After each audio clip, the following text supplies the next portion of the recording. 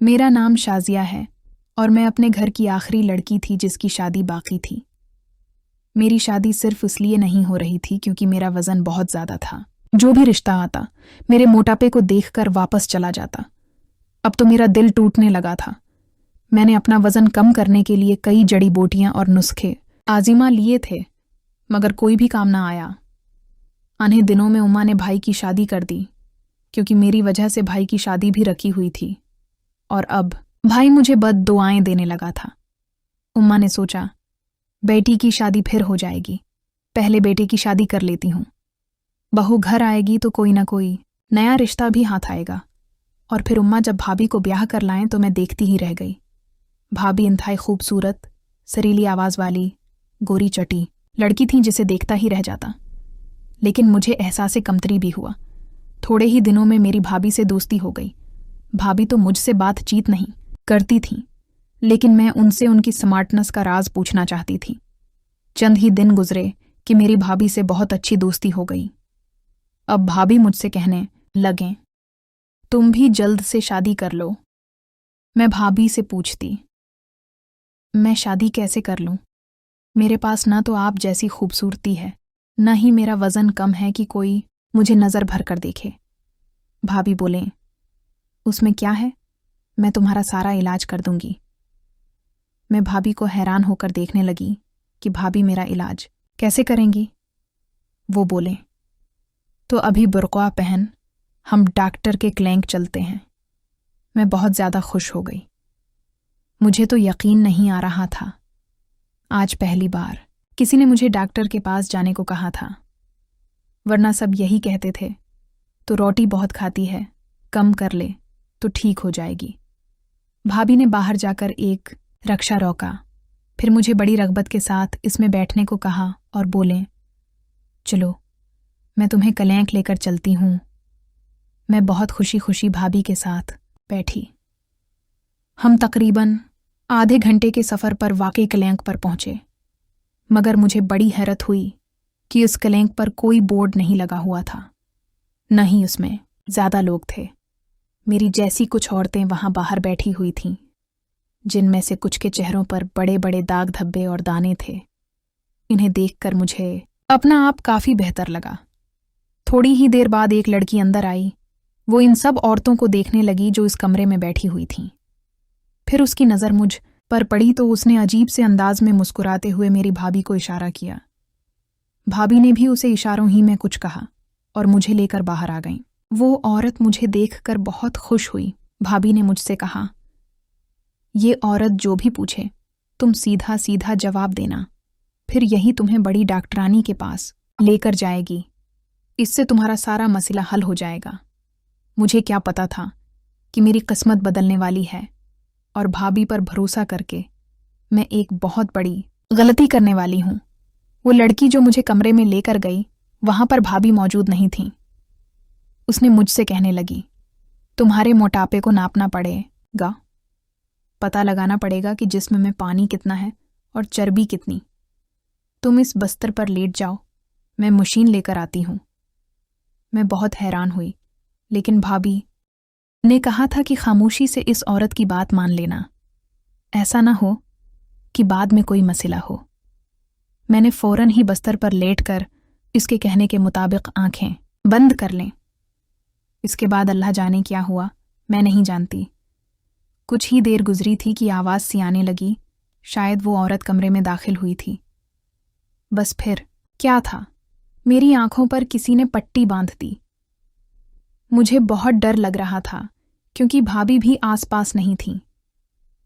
पट्टी बांधने के बाद मुझे कुछ पता ना चला। फिर जब मेरी पट्टी खोली गई तो मैं बिल्कुल वैसी की वैसी ही थी। मुझ में कोई तब्दीली नहीं आई थी और ये अमल तकरीबन 5 से 7 मिनट का था। अलबत्ता मुझे अपने पूरे जिस्म में जलन सी महसूस होने लगी। मैंने उस औरत से पूछा ये क्या था, मेरे साथ तुमने क्या किया है? वो बोली मैंने तुम्हारा अल्ट्रासाउंड। क्या है इसमें हैरानगी वाली कौन सी बात है? अल्ट्रासाउंड। मेरे दिमाग में बातें घूमने लगीं। अल्ट्रासाउंड तो इन औरतों का होता है जिनको बच्चे वगैरह का मसला हो। फिर अल्ट्रासाउंड के लिए पीठ पर एक ख़ास किस्म का पानी लगाया जाता है और मशीनें भी दूसरी होती हैं। इस औरत ने तो मुझे हाथ तक नहीं लगाया था। फिर ये कौन सा अल्ट्रासाउंड था जो बना देखे हो गया। मुझे बहुत अजीब लग रहा था। फिर उसने मुझे अपने सामने बैठाकर मुझसे बातें करनी शुरू की। बोली, तुम्हें कब से मोटापा है? तुम कितना खाती हो? मैं जो बातें कर रही थी वो एक कॉपी पर लिखती जा रही थी। यहां तक कि सारी मालूमात मुकम्मल हो गईं तो उसने मुझसे कहा, अब तुम बाहर जाओ और अपनी भाभी को अंदर भेजो। मैं डरते डरते बाहर चली गई। मुझे तो नहीं पता था कि मेरा वजन कम भी हो पाएगा या नहीं। भाभी को मैंने अंदर कमरे में भेज दिया। खुद में दरवाजे के बाहर खड़ी हो गई। मुझे दरअसल अजीब लग रहा था। मैं तभी दरवाजे के करीब जाकर खड़ी हो गई तो मेरे कानों में भाभी और उस औरत की बातें पड़ने लगीं, या यूं कहीं कि बातों की आवाज़ पड़ने लगी। तभी मुझे अंदर से कहकाओं की आवाज़ आई तो मैं हैरान हो गई कि क्या भाभी की इस औरत से दोस्ती थी या वो उसे पहले से जानती थी, क्योंकि इन दोनों के हंसने की आवाज़ें बाहर तक आ रही थीं। खैर, मैं कुछ कर नहीं सकती थी। मेरी भाभी ही मेरा सब कुछ थी। भाभी थोड़ी देर बाद कमरे से बाहर आए। उनका चेहरा बिल्कुल संजीदा था। कहने लगे, चलो जल्दी से घर चलो, अब काफ़ी देर हो गई है, तुम्हारा भाई भी आने वाला होगा। मैं भाभी की उस हड़बड़ी को समझ न पाई। मैं उनके पीछे पीछे आ गई। भाभी ने फौरन ही जाकर सड़क पर एक रक्षा लिया और उसमें बैठ गई।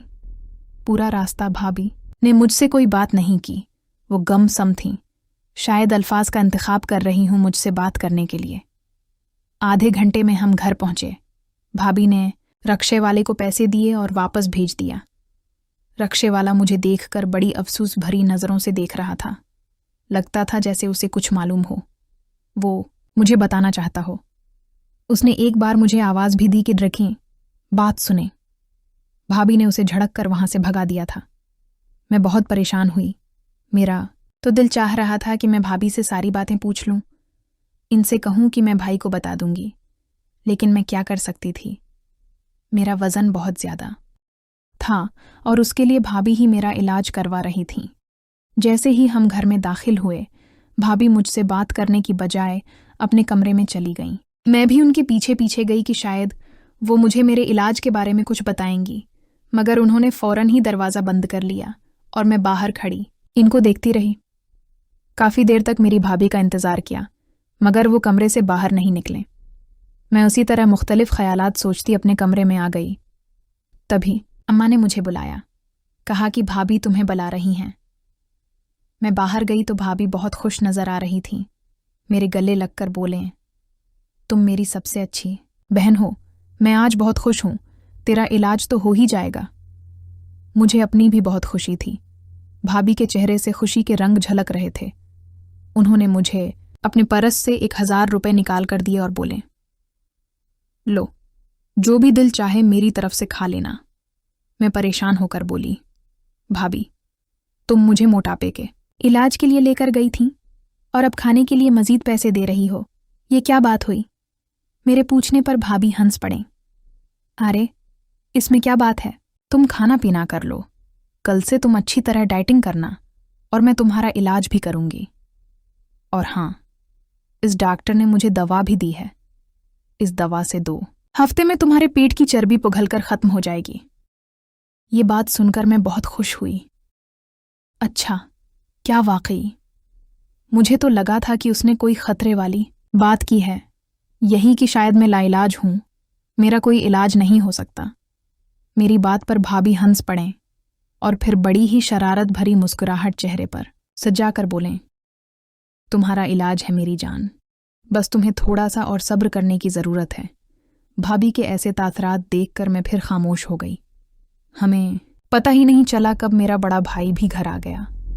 मैंने और भाभी ने खूब मज़ा किया। हम लोगों ने बाहर से खाना मंगवाया और खाया। इन सब में मैं अपनी दवा के बारे में भूल गई थी। सब कामों से फारिग होकर भाभी मेरे कमरे में आए।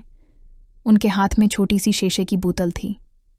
मेरी तरफ देखते ही बोले, यही वो दवा है जो इस डॉक्टर ने मुझे दी है। उससे क्या होगा, ये तो बहुत थोड़ी सी दवा है। मैंने कहा, नहीं, इसी से तो असल असर होगा। ये बहुत तासीर वाली दवा है। ये कहकर भाभी ने वो बोतल मुझे दिखाई। इसमें खास किस्म का तेल था। भाभी ने मुझे बताया कि उस तेल को नाफ में डालकर रात भर सो जाना है। तुम्हारा वजन कम होने की वजह से तुम्हारे जिस्म में बहुत सारी तब्दीलियां आना शुरू हो जाएंगी। भाभी की बात सुनकर मैं बहुत खुश हुई। भाभी ने कहा, यह दवा बहुत महंगी है। मैंने तुम्हारे लिए 10,000 रुपए की ली है, सो उसे एहतियात से इस्तेमाल करना। एक एक कतरा तेल का नाफ में डालती रहना, इससे तुम्हें बहुत ज़्यादा मदद मिलेगी। मैं भाभी की बात सुनकर बहुत शुक्रगुजार हुई। फिर अचानक भाभी को कुछ याद आया और वो बोले, बात सुनो, तुम इस दवा को खाने के बाद अपने कमरे में ही रहना, कहीं उधर उधर मत जाना, इससे नींद बहुत आती है। जी भाभी, मैं कहीं नहीं जाऊंगी, आप फिक्र न करें, पूरा कोरस करूंगी। हाँ, बहुत अच्छी बात है। चलो अब मैं चलती हूँ, रात बहुत हो गई है। ये कहकर भाभी कमरे से चली गईं और मैं इस शीशी को देखने लगी जो बहुत ही छोटी सी थी। इसमें जैसा लगता था तेल नहीं बल्कि जहर के कतरे थे। मैंने उसे खोला तो एक अजीब सी बदबू मेरे नाक से टकराई थी। खैर, मैंने दरवाज़ा बंद किया और उसे इस्तेमाल करने के बाद मैं सो गई। मुझे इस रात बहुत गहरी नींद आई थी। काफ़ी देर में सोती रही, बल्कि ऐसे जैसे कोई बेहोश होता है। सुबह के तकरीबन 10 बजे उम्मा ने मेरा दरवाज़ा ज़ोर ज़ोर से बजाया। उम्मा की दस्तक सुनकर मैं भी बहुत ज़्यादा डर गई थी, क्योंकि ऐसा पहले कभी नहीं हुआ था। उठते ही मेरी नज़र घड़ी पर पड़ी तो मैं हैरान रह गई थी कि सुबह के 10 बज रहे थे, हालांकि ऐसा होना नहीं चाहिए था। मैं सुबह के 10 बजे तक आज तक कभी नहीं सोई थी। मैंने हमेशा अपनी ज़िंदगी में एक रूटीन रखी हुई थी।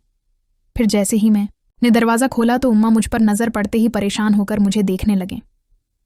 अरे बेटी, क्या हुआ तुम्हें? तुम तो बहुत जल्दी उठ जाया करती हो, आज ऐसी क्या बात हो गई? उम्मा के कहने पर मैं वाकई खुद को हैरत से देखने लगी। मेरे जिस्म से भी बदबू आ रही थी। मुझे लगा जैसे मैं किसी कीचड़ भरे बाजार में सोई हूं, क्योंकि मेरे कपड़ों से भी अजीब किस्म की बदबू आ रही थी जिसे सूंघा नहीं जा रहा था। वो तो शुक्र है कि उम्मा ने उस बदबू को महसूस नहीं किया। मैं नाश्ते पर जाने से पहले नहाने के लिए अपने कमरे में चली गई। नहा धोकर बाहर निकली, तरोताज़ा होकर बाहर निकली, अपना तरोताज़ा महसूस किया। मुझे बहुत बुरा भी लग रहा था कि इस तरह सोने से पहले मेरे कपड़े कभी बदबूदार नहीं हुए थे, लेकिन आज तो एक अजीब ही मामला मेरे साथ पेश आ रहा था जिसका सिर पीर मुझे नजर नहीं आ रहा था। एक अरबी ने मुझे एक रात गुजारने के 5,000 रियाल पेश किए। हालांकि मैं शादीशुदा थी, फिर भी मेरी नीयत बदल गई और मैं इस रात उसके घर रख गई। वो अरबी कम नजर आने वाला शख्स था, लेकिन जब मैं उसके घर रखी तो मेरा दिल धक से रह गया। मैं अपने शौहर के साथ सऊदी अरब के शहर रियाज में एक छोटे से फ्लैट में रहती थी। हमारी जिंदगी बहुत मुश्किल थी।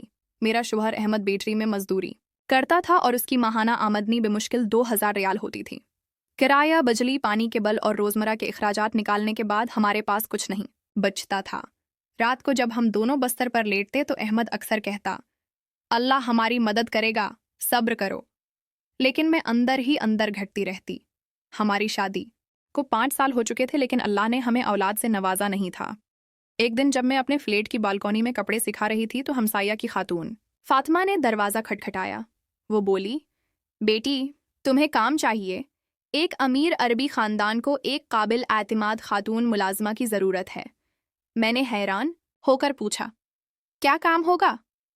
फातिमा ने बताया, सिर्फ खाना पकाना और बर्तन धोना है, बाकी घर के कामों के लिए दूसरी मुलाजमाएं मौजूद हैं। तनख्वाह है 5,000 रियाल माहाना। मैंने अपने शौहर से मशूरा किया तो वो फ़ौरन राज़ी हो गया। अगले दिन सुबह 10 बजे मैं फातिमा के साथ इस अरबी ख़ानदान के घर पहुंची। घर एक बड़ी इमारत की चौथी मंजिल पर था। दरवाज़ा खटखटाने पर एक उम्र रसीदा खातून ने दरवाज़ा खोला। उन्होंने अपना तारुफ कराया, मैं सलमान इस घर की मुलाजमा हूँ। आप ही नई मुलाजमा है? मैंने इस बात में सर हिलाया। वो मुझे एक बड़े हाल में ले गई जहाँ एक सफ़ेद दाढ़ी वाले बुजुर्ग सूफे पर बैठे थे। उनकी आंखें बंद थीं और हाथ में तस्बीह फेर रहे थे। फातिमा ने आहिस्ता से बताया, ये शेख अब्दुल्ला हैं, घर के मालिक। घर बहुत बड़ा और जदीद सामान से लैस था। इम सलमान ने मुझे बताया कि सुबह 10 बजे से रात 9 बजे तक काम होगा, दोपहर को 2 घंटे का आराम मिलेगा। मेरा पहला काम नाश्ता, दोपहर और रात का खाना तैयार करना था। जब मैं बावर्ची खाने से बाहर निकली तो एक छोटी सी बच्ची को देखा। उसकी उम्र तकरीबन 10 साल होगी। इसके चेहरे पर उदासी थी। मैंने सलमान से पूछा, ये बच्ची कौन है? इसने जवाब दिया, ये शेख अब्दुल्ला की बेटी लीली है, इसकी माँ का इंतकाल हो चुका है। मुझ पर एक अजीब सी कैफियत तारी हो गई। मैं बच्ची के करीब गई और उसके सर पर हाथ रखा। वो मेरी तरफ देखने लगी। मुस्कुराकर पूछा, तुम्हारा नाम लीली है? उसने हाँ में सर हिलाया। मैंने महसूस किया कि उसे प्यार की सख्त ज़रूरत है। इस दिन से मैंने लीली की देखभाल करना शुरू कर दी। सुबह जब मैं घर पहुंचती तो सबसे पहले उसे नाश्ता कराती, उसके कपड़े दुरुस्त करती और उसके साथ बैठकर बालों में कंघी करती। शेख अब्दुल्ला बहुत मेहरबान इंसान थे। वो रोज़ाना मुझसे लीली के बारे में पूछते। एक दिन जब मैं घर जाने लगी तो उन्होंने मुझे अपने कमरे में बुलाया और मेरी तरफ बढ़ाते हुए कहा, ये तुम्हारे लिए है। मैं हैरान रह गई। लेकिन जनाब, आप तो मेरी तनख्वाह पहले ही देते हैं। उन्होंने मुस्कुराकर कहा, ये अजाफी है। तुम मेरे घर की इज्जत इफ्जाई करती हो और मेरी बेटी का ख्याल रखती हो, लेकिन ये बात किसी को न बताना। मैंने पैसे ले लिए, लेकिन दिल में एक अजीब सी बेचैनी महसूस हुई। घर वापस जाकर मैंने अहमद को पैसे दिखाए तो वो बहुत खुश हुआ। उसने कहा, अल्लाह ने हमारी दुआएं सुन ली हैं। लेकिन मैं सोचती रही कि शेख अब्दुल्ला ने मुझे ये पैसे क्यों दिए हैं? क्या उनके दिल में कोई और इरादा था? लेकिन फिर मैंने सोचा कि वो तो नाबीना है और उम्र में मेरे वालिद के बराबर हैं। कुछ दिन बाद जब मैं लैली को कहानी सुनाने बैठी तो उसने अचानक मुझे गले लगा लिया और कहा, उम्मा खाला, आप मेरी उम्मी बन जाओ। मैंने उसे चमटाकर प्यार क्या? इस दिन मुझे पहली बार महसूस हुआ कि अल्लाह ने मुझे औलाद नहीं दी तो शायद इसलिए कि वो मुझे लीली जैसी बेटी देना चाहता था। कुछ हफ्तों बाद एक अजीब वाकया पेश आया। एक रात जब मैं घर वापस जाने की तैयारी कर रही थी, शेख अब्दुल्ला ने मुझे अपने कमरे में बुलाया। उनके चेहरे पर गहरी परेशानी के आसार थे। आमना, तुम्हें कल रात यहाँ रखना होगा। लैली को तेज बुखार है और वो मुसलसल तुम्हारा नाम ले रही है। मैंने घबरा कर कहा, लेकिन जनाब, मेरा शौहर। इन्होंने मेरी बात काटते हुए कहा, मैं तुम्हारे शौहर से खुद बात करूंगा। मैंने अहमद की आवाज़ में नाराज़गी महसूस की, लेकिन आखिरकार वो मान गया। 10 बजे जब लीली को नींद आ गई, मैंने कमरे में मौजूद एक कुर्सी पर आंख लगाई। आधी रात को मैंने आंखें खोलें तो शेख अब्दुल्ला को देखा, जो अपनी छुरी के सहारे आहिस्ता से चल रहे थे। अब उसका बुखार 101 है जनाब। शेख अब्दुल्ला ने लैली के बस्तर के किनारे बैठकर उसका माथा छुआ। मैंने देखा कि उनकी आंखों से आंसू बह रहे हैं। आप परेशान ना हों जनाब, लीली ठीक हो जाएगी, मैंने तसल्ली देते हुए कहा। उन्होंने एक गहरी सांस ली। आमना, तुम नहीं जानती कि मैं कितना डरा हुआ हूं, अगर लीली को भी उसकी माँ की तरह। इनकी आवाज़ रख गई। मैंने पहली बार महसूस किया कि यह ताकतूर और अमीर इंसान दर हकीकत कितना कमज़ोर और बेबस है। मैंने बेसाख्ता उनके हाथ पर हाथ रख दिया। अल्लाह पर भरोसा रखें, सब ठीक हो जाएगा। अगले दिन लैली का बुखार कम हो गया। शेख अब्दुल्ला ने मुझे अपने कमरे में बुलाया और 2000 रियाल देने चाहे। नहीं जनाब, मैं ये पैसे नहीं लूँगी, मैंने इनकार कर दिया। लेकिन तुमने पूरी रात जाग कर मेरी बेटी की देखभाल की, ये मेरा फ़र्ज था। लैली अब मेरे लिए सिर्फ आपकी बेटी नहीं है। मेरी आवाज़ जज्बात से भर गई। शेख अब्दुल्ला ने लम्हा भर के लिए खामोशी अख्तियार की, फिर अचानक कहा, आमना, तुम शादीशुदा हो? जी जनाब, 5 साल हो गए हैं। तुम्हारी कोई औलाद है? नहीं जनाब, अल्लाह ने अब तक औलाद नहीं दी। शेख अब्दुल्ला के चेहरे पर एक अजीब सी कैफियत तारी हो गई। आखिरकार सिर्फ इतना कहा, तुम अच्छी लड़की हो, अल्लाह तुम्हें अजर देगा। इस वाक़ये के बाद से शेख अब्दुल्ला मेरे साथ और भी मेहरबान हो गए। वो अक्सर मुझसे घरेलू मामलात में मशूरा लेने लगे। लीली और मेरा रिश्ता दिन बह दिन गहरा होता गया। वो मुझे अम्मी कहने लगी अगरच्चा। मैं उसे मना करती रहती। एक दिन जब मैं लीली को स्कूल छोड़ने गई तो वापसी पर सलमान ने मुझे बताया कि शेख अब्दुल्ला मुझे फ़ौरन मिलना चाहते हैं। मैं उनके कमरे में दाखिल हुई तो उनके चेहरे पर गैर मामूली सरगर्मी नज़र आ रही थी। आमना बैठो, उन्होंने कहा। मैंने तुम्हारे बारे में एक फ़ैसला। क्या है? मैंने पूछा। क्या फ़ैसला जनाब? मैं चाहता हूं कि तुम और तुम्हारा शौहर मेरे घर में ही रहो। मैंने अपने घर के मुलाजमीन के लिए बने हुए फ्लैट में तुम्हारे लिए एक अपार्टमेंट खाली करा दिया है। मैं हैरान रह गई। लेकिन जनाब, ये बड़ी बात है। सुनो आमना, उन्होंने मेरी बात काटते हुए कहा। लेली तुम्हें माँ समझने लगी है। तुम्हारा रोजाना का सफर मुश्किल है। यहाँ रहोगी तो लेली को भी फायदा होगा और तुम्हें भी। तुम्हारे शौहर को मैं अपने दफ्तर में क्लर्क की नौकरी दे सकता हूँ। मैंने उस पेशकश पर सोचने का वक्त मांगा। घर जाकर मैंने अहमद को बताया तो वो पहले तो खुश हुआ, लेकिन फिर शकूक का इजहार करने लगा। ये अरबी तुम्हें क्यों इतनी अहमियत दे रहा है? कहीं उसके दिल में कोई बुरा इरादा तो नहीं? मैंने अहमद को यकीन दिलाया कि शेख अब्दुल्ला एक बाइज़्ज़त बुजुर्ग हैं जिन्हें सिर्फ अपनी बेटी की फिक्र है। आखिरकार अहमद मान गया और हम अगले हफ्ते शेख अब्दुल्ला के घर मुंतकिल हो गए। हमारा नया अपार्टमेंट छोटा लेकिन आरामदेह था। अहमद को शेख अब्दुल्ला के दफ्तर में अच्छी तनख्वाह पर नौकरी मिल गई। लीली अब रोज़ाना हमारे अपार्टमेंट में आती और मेरे साथ वक्त गुजारती। एक दिन जब मैं लीली को कहानी सुना रही थी, उसने अचानक पूछा, आमी, क्या आप हमेशा मेरे साथ रहोगी? मैंने उसे प्यार किया। हाँ प्यारी, हमेशा, लैली ने मुस्कुराते हुए कहा। अबू कहते हैं कि आप मेरी नई उम्मी हो। मैंने उसकी बात पर तवज्जो नहीं दी। लेकिन अगले दिन जब मैं शेख अब्दुल्ला के कमरे में चाय लेकर गई तो उन्होंने मुझे रोक लिया। आमना, तुमने लीली की बात सनी है? जी जनाब, लेकिन मैंने समझा ये बच्ची की बड़ों वाली बातें हैं। शेख अब्दुल्ला गहरी सोच में डूब गए, फिर अचानक बोले, लेकिन ये सिर्फ बच्ची की बातें नहीं हैं, मैं वाकई चाहता हूँ कि तुम लीली की माँ बनो। मैंने समझा कि वो मेरी सरपरस्ती की बात कर रहे हैं। जी जनाब, मैं तो पहले ही उसे अपनी बेटी की तरह प्यार करती हूँ। नहीं आमना, उन्होंने वजाहत की, मैं तुमसे शादी की बात कर रहा हूँ। मैं उस कदर हैरान हुई कि मेरे हाथ से चाय का कप गिर गया। लेकिन जनाब, मैं शादीशुदा हूँ। मैं जानता हूँ, उन्होंने संजीदगी से कहा, लेकिन इस्लामी कानून के मुताबिक एक मर्द 4 शादियाँ कर सकता है। मैं तुम्हारे शौहर को माकूल रकम देकर तुम्हें तलाक दिला सकता हूँ। मैंने फौरन इनकार कर दिया। नहीं जनाब, ये मुमकिन नहीं है। मैं अपने शौहर को छोड़ नहीं सकती। शेख अब्दुल्ला के चेहरे पर मायूसी के आसार अभरे। तुम्हें मजीद सोचना चाहिए आमना। मैं तुम्हें और तुम्हारे शौहर को एक अच्छी जिंदगी दे सकता हूँ। लैली को तुम्हारी ज़रूरत है। मैंने वहाँ से चले जाने की इजाज़त मांगी। इस रात मैंने अहमद को सब कुछ बता दिया। वो गुस्से से आग बगूला हो गया। मैंने कहा था ना, ये बदतमीज़ अरबी तुम्हारे पीछे पड़ा हुआ है। कल ही हम यहाँ से चले जाएंगे। अगले दिन जब मैंने शेख अब्दुल्ला को हमारे जाने का फैसला बताया तो वो बहुत मायूस हुए।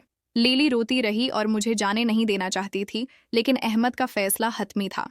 हम उसी हफ्ते वहाँ से चले गए। 6 माह बाद एक सुबह फातिमा ने मुझे फ़ोन किया। उसकी आवाज़ में घबराहट थी। आमना, शेख अब्दुल्ला इंतकाल कर गए हैं। मैं थर थर कांपने लगी। फातिमा ने बताया कि शेख अब्दुल्ला ने एक खत छोड़ा है।